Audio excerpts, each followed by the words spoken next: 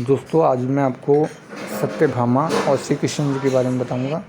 सत्यभामा जी जो थी वो श्री कृष्ण की पत्नी थी और उनका विवाह श्री कृष्ण जी के बड़े भाई बलराम जी ने सत्यभामा जी का विवाह श्री कृष्ण से करवाया था। एक बार सत्यभामा जी श्री कृष्ण के साथ एक राक्षस का वध करने के लिए उनके साथ गई गरुड़ पर। सत्यभामा जी ने श्री कृष्ण जी का पूरा साथ दिया।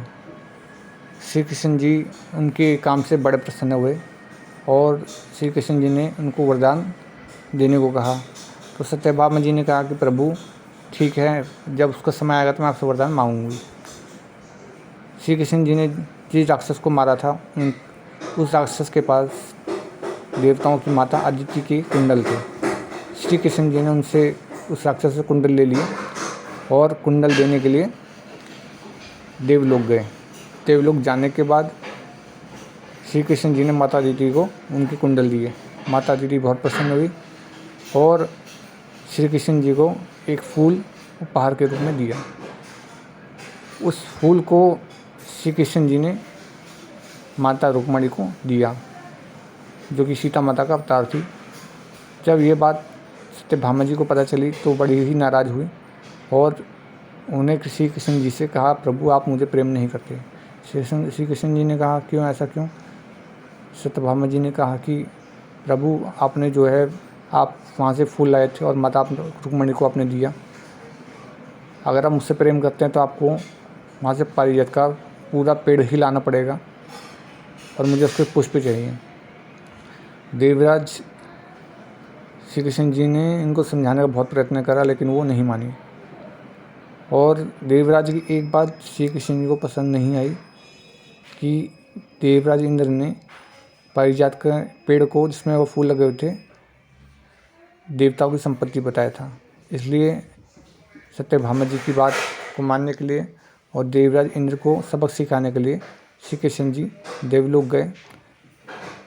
देवता इंद्र से पहले युद्ध के लिए उनको बताया, लेकिन जब देवता इंद्र ने उस पेड़ देने से मना कर दिया तो दोनों में घमासान युद्ध हुआ और उस युद्ध के बीच में शिवरात्रि पड़ी। कृष्ण जी ने महादेव की पूजा करी और महादेव ने उनको दर्शन दिया और कहा कि प्रभु मैं जानता हूँ कि आप देवता इंद्र से अभी एक बच्चे की भांति युद्ध कर रहे हैं, आप उस पर भयानक असर नहीं छोड़ रहे हैं, लेकिन अंत में आपकी विजय होगी।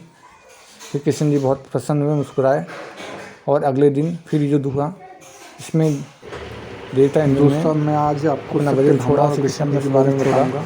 सत्यभामा जो वज्र जो था वो दर्शन में समा गया थी और जो है आधा आगे भाई बढ़ने लगा श्री कृष्ण को सत्य बचाने के लिए। सत्यभामा से माता अदिति आ गई और उन्होंने एक बार सत्यभामा श्री कृष्ण जी के साथ फिर श्री कृष्ण ने सुदर्शन को रोका और माता अदिति और उन्होंने कहा कि श्री कृष्ण जी ने काफी साथ दिया और उनका बचाव भी करा। श्री कृष्ण जी ने देखा, श्री कृष्ण जी बड़े प्रसन्न हुए। फिर माता अदिति उन्होंने बोला कि देवी भगवान है तो बताओ तुम इनसे जीत नहीं पाओगे।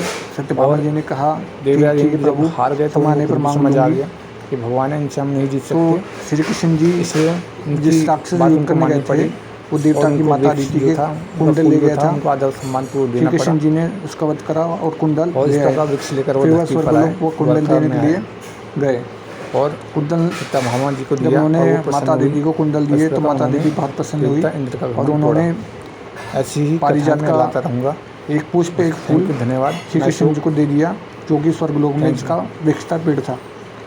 उसके बाद धरती पर आए वो अपने द्वारका नगरी आए और उन्हें वह फूल लक्ष्मी माता को, जो कि रुक्मिणी जी जिनका नाम था, उनको दे दिया। वो भी उनकी पत्नी थी।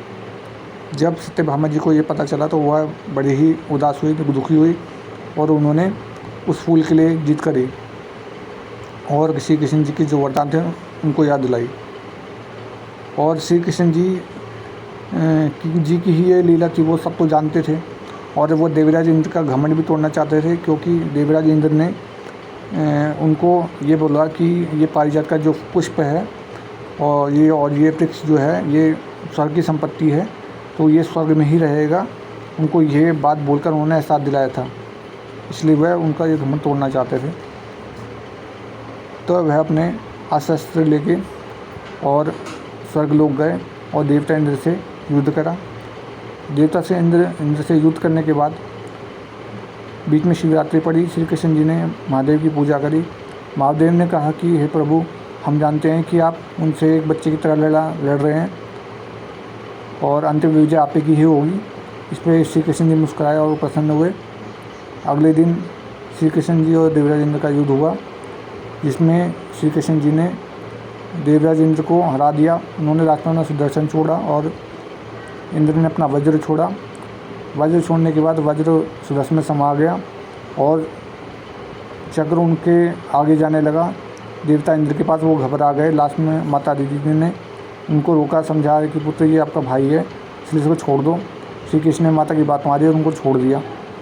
और फिर देवराज इंद्र समझ गए कि ये प्रभु है, भगवान है, हम इनसे जीत नहीं सकते। उन्होंने माफ़ी मांगी और बोला कि प्रभु, आप वृक्ष का फूल वृक्ष ले जा सकते हैं, मुझसे वो गलती हुई, मैं आपसे क्षमा मांगता हूँ। उसके बाद भगवान श्री कृष्ण उस वृक्ष को लेकर धरती पर आ गए और उसका फूल सत्यभामा जी को दिया। इस प्रकार इंद्र का घमंड उन्होंने तोड़ा। धन्यवाद दोस्तों, मैं ऐसी कथाएँ और लाता रहूँगा। मैं अशोक, धन्यवाद, थैंक यू।